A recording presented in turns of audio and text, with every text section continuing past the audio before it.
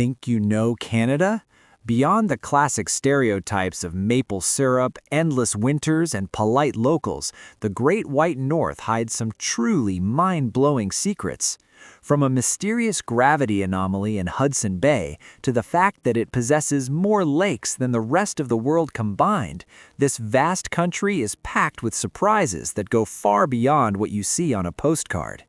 Get ready to explore the weirdest, wildest, and most fascinating facts about Canada that will completely change how you see the second largest country on Earth. It all started in the 60s.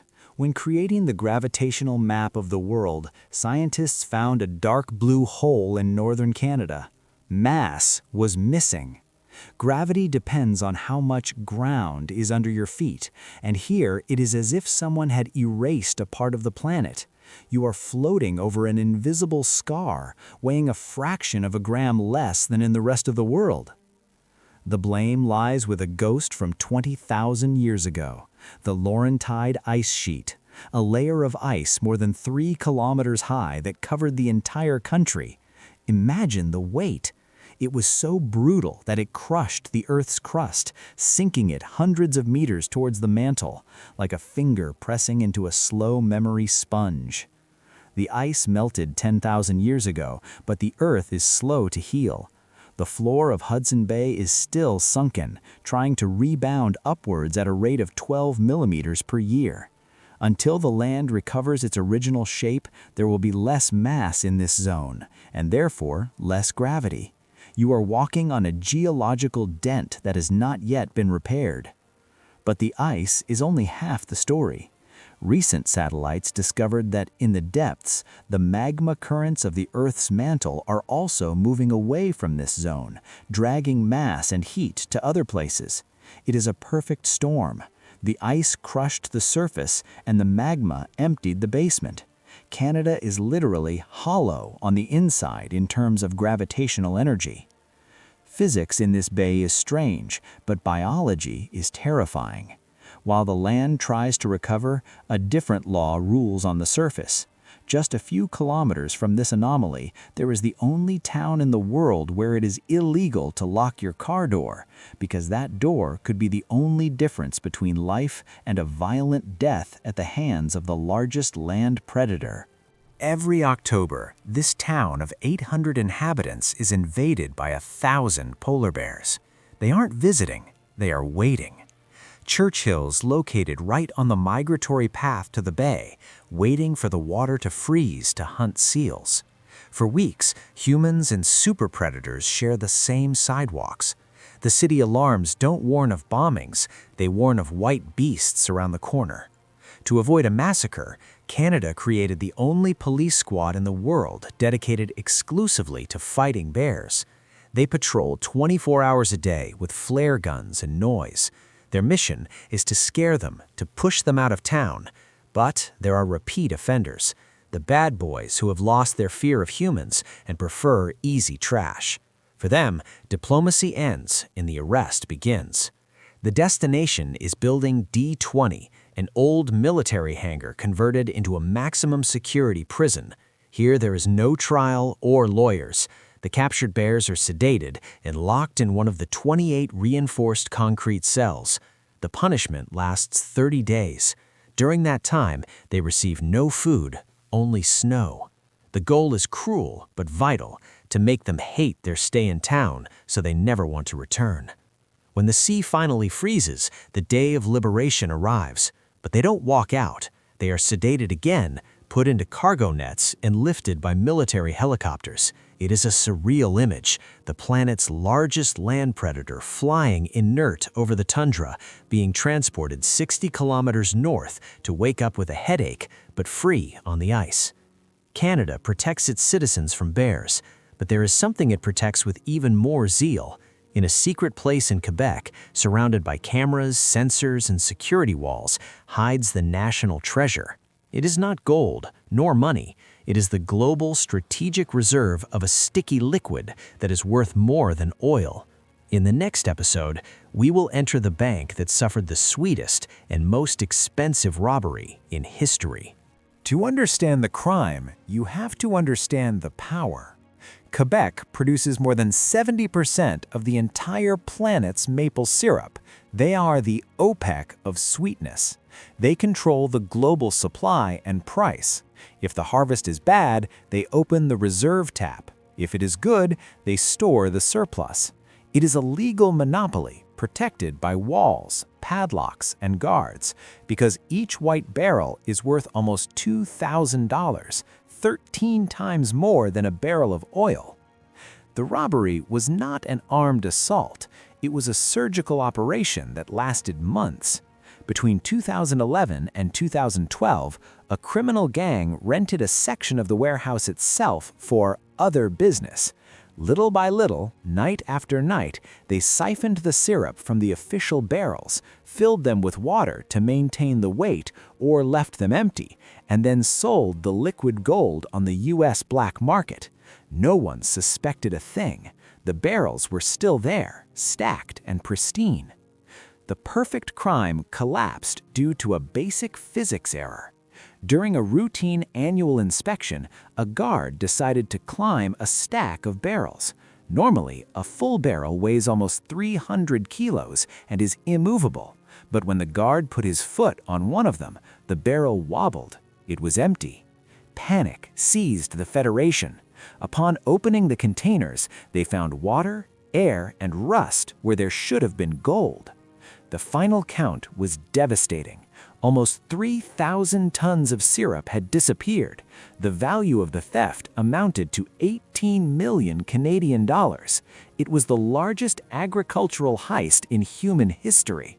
Police chased the sticky trail across the continent, arresting 17 people. They recovered part of the loot, but much had already been devoured in breakfasts around the world. Canadians took the robbery seriously, but the world viewed it with sympathy. After all, Canada is famous for being the kindest nation in the world, so kind that their politeness became a legal problem. In the next episode, we will discover why the government had to create an absurd law to prohibit people from apologizing in court, because their kindness was ruining the judicial system. For a Canadian, the word sorry is as automatic as breathing.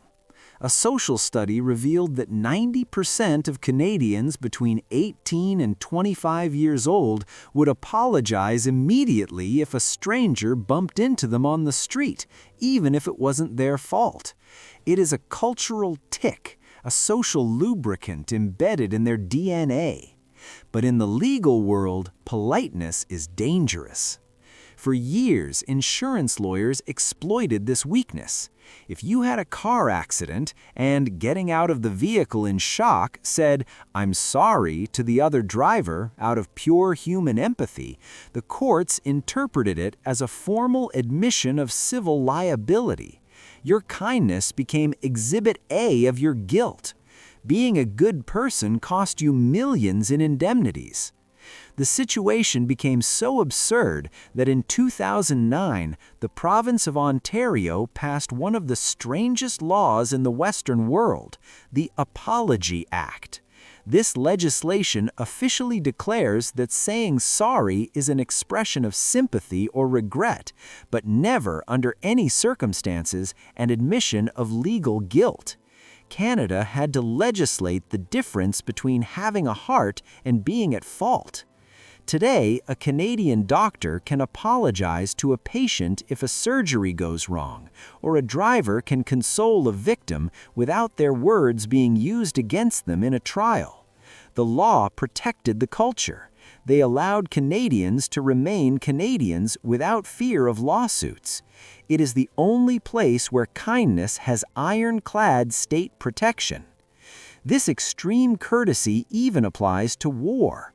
Canada maintains an active territorial dispute with Denmark over a small island in the Arctic for decades.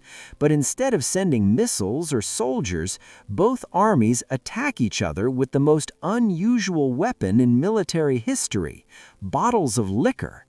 In the finale of our series, we will witness the Whiskey War, the most polite and alcoholic military conflict on the planet.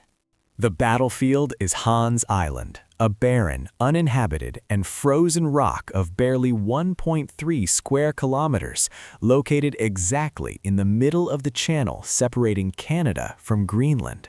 Both Ottawa and Copenhagen claimed sovereignty. It was a matter of national honor, but instead of sending destroyers, they decided to send sommeliers. It all began in 1984. Canadian troops landed on the island, removed the Danish flag, raised the maple leaf, and left a bottle of Canadian whiskey on the rocks next to a sign that read, "Welcome to Canada."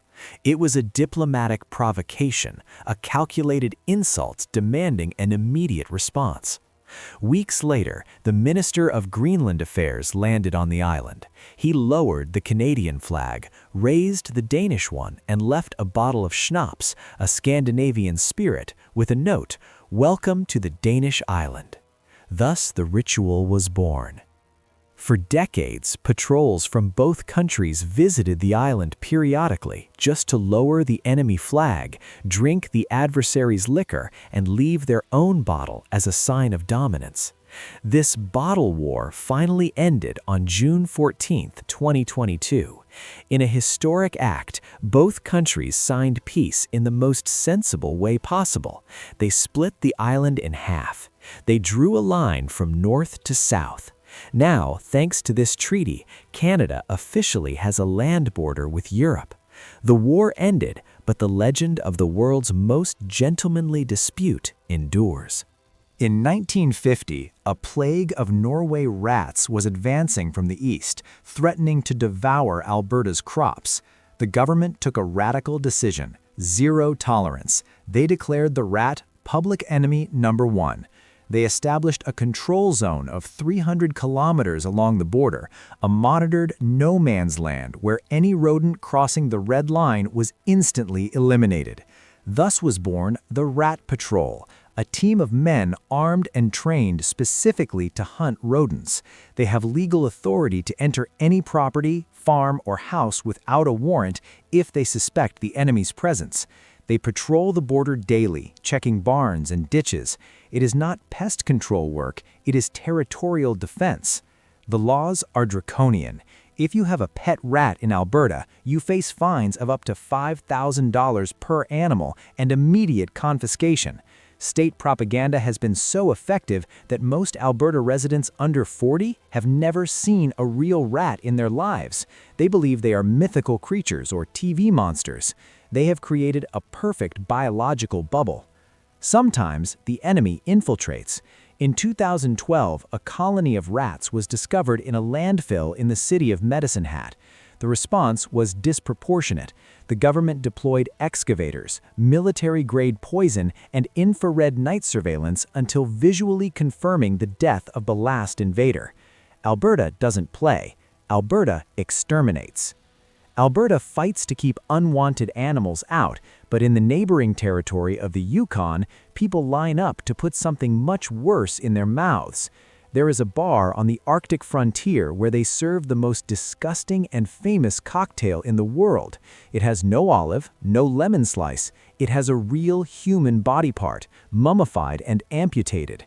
And the rule is strict: your lips must touch it. The story began in 1973 when Captain Dick Stevenson found a frozen toe in an abandoned cabin. It belonged to a rum runner from the 20s who amputated it to avoid gangrene. Instead of burying it, Captain Dick decided to put it in his drink and dare his friends to drink the glass. Thus, the legend was born. What started as a drunkard's joke became Canada's most macabre tourist attraction. The ritual has a sacred protocol. You sit in front of the toe master, a judge in a top hat and frock coat. He drops the human appendage into your glass. The rule is clear. You can drink it fast, you can drink it slow, but your lips must touch the toe. If you do it, you receive a certificate. If you swallow it, you pay a fine. Because yes, people have swallowed them. Over the years, the bar has had to replace the toes several times. The original toe was swallowed by a miner who wanted to prove his bravery, or his stupidity, in 1980. Since then, the bar runs thanks to donations.